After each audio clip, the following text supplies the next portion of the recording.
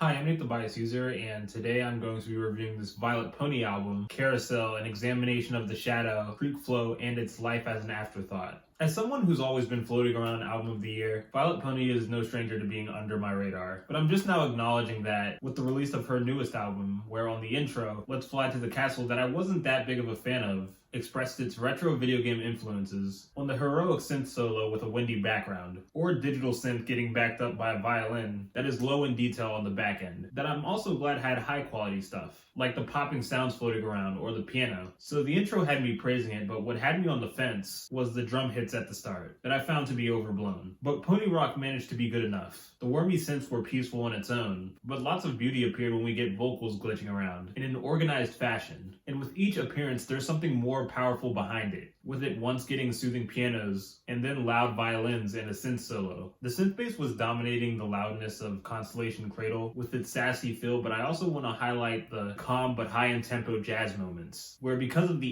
8-bit synths joining in, feels like something you would hear on a bar level, on a retro-influenced modern video game. How to Talk to Your Shadow wasn't something I cared for, but I guess it might as well have been an interlude, especially with the fictional radio station. That is something I find to be overplayed in albums, but I guess I can't hate other albums that have it. The track the interlude opens up though, Brohoof, had an 80s theme that hits hard on the drums, and bass bouncing around. I liked it at the start, but as I go further in, the soft material in the background leaves a lot of density to be desired. But thankfully that end was fulfilled on Bass Cannon, where at the start contained an aggressive, rough storming but tight bass, glitching with drums hitting hard, giving me a sense of dubstep. Then the song gets soft, but that wasn't a big issue, since the fuzzy synth path was flavorful, to a large degree. And if you missed the dubstep direction, you'll be glad to know it returns stronger and more complex on the track's final moments. Crush Kill Destroy swag has its fair share of heavy noises, and there were interesting parts of scattered guitar panning and beauty coming from the piano. But at the end of it all, the track was just too skeletal. Hush was 8 minutes long, but the whole thing went through phases, where some were good and some weren't. The storming guitars at one moment were tasteless, but I did like Violet's aggressive ranting at the start, with a thick bass knocking beside her. And again, this track is 8 minutes, but what we see here is a bigger version of the songs I'm not totally blown away by.